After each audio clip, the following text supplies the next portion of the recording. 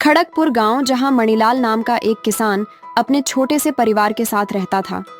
उसके पास एक छोटा सा जमीन का टुकड़ा था जिसमें वो दिन भर कड़ी मेहनत करता था। एक दिन वो अपने खेत से घर पहुंचा। तभी उसकी पत्नी सरला बोली, सुनो जी, राहुल आज फिर से साइकिल के लिए जिद कर रहा था। कह रहा था कि उसके सभी दोस्त साइकिल से स्कूल जाते हैं, इसलिए उसे भी एक साइकिल चाहिए। अरे भगवान, तुम तो जानती ही हो कि कुछ महीनों से हमारी फसल अच्छी नहीं हो रही। पिछली फसल का भी कुछ खास दाम नहीं मिला, और तो और जो बचे हुए पैसे थे सब खाद और बीज में खर्च हो गया। अब देखता हूँ साहूकार से थोड़े पैसे उधार मांगकर। नहीं जी, आप उस लालची साहूकार से कोई भी मदद मत लेना। उसकी नजर हमेशा ही हमारी जमीन पर रहती है। मैं राहुल को किसी तरह समझा लूंगी। चलिए आप हाथ मुंह धो लीजिए, मैं खाना लगाती हूँ। खाना खा के सभी लोग सो गए, लेकिन मणिलाल की आंखों में नींद नहीं थी। वो बस अपनी धान की फसल के बारे में सोच रहा था। अगर उसे इसका भी सही दाम नहीं मिला तो बड़ी मुश्किल हो जाएगी। यही सोचते सोचते उसकी आंख लग गई। अगली सुबह वो अपने बैलों को लेके काम पर निकल गया। वो हल जोत ही रहा था, तभी उसके कानों में एक आवाज आई।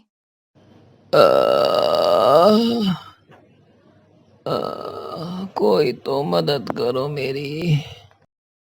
अरे ये कैसी आवाज़ है? किसी व्यक्ति की मालूम पड़ती है। पास जाके देखना पड़ेगा, शायद कोई मुसीबत में है।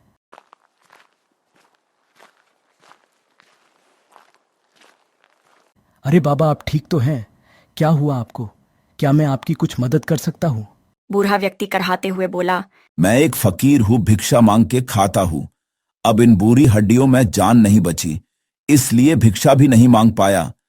3 दिनों से भूखा हूँ बेटा, क्या तुम मुझे कुछ खिला सकते हो? बड़ी कृपा होगी। हाँ हाँ बाबा, क्यों नहीं। मैं ये कुछ रोटी घर से लाया था, आप इन्हें खा के अपनी भूख को शांत कर लो। वैसे भी मुझे चिंता के मारे कुछ खाने की इच्छा नहीं हो रही। मुझे भूख लगेगी तो मैं घर जाके खा लूंगा। मेरा घर यही पास में है, आप चाहे तो वह चल के आराम कर सकते हैं। मणिलाल की ये बात सुनकर बूढ़ा रहस्यमयी तरीके से मुस्काया और बोला, रोटी के लिए तुम्हारा बहुत शुक्रिया।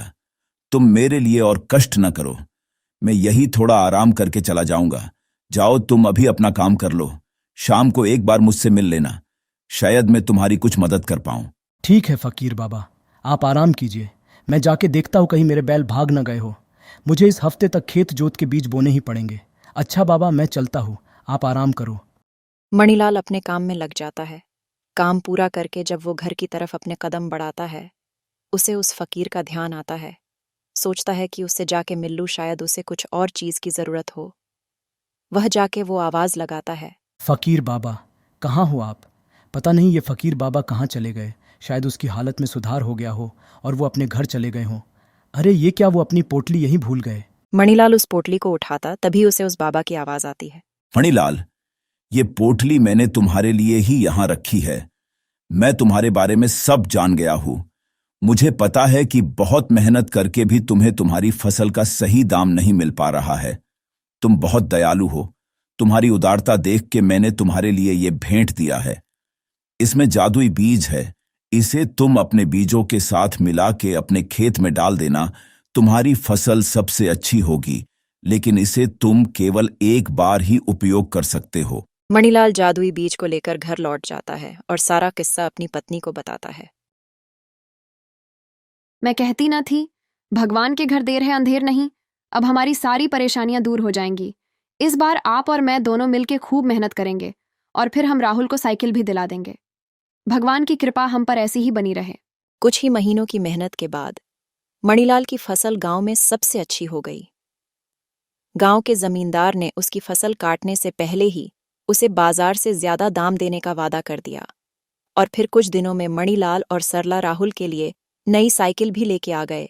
अब मणिलाल और उसका परिवार खुशी खुशी रहने लगा।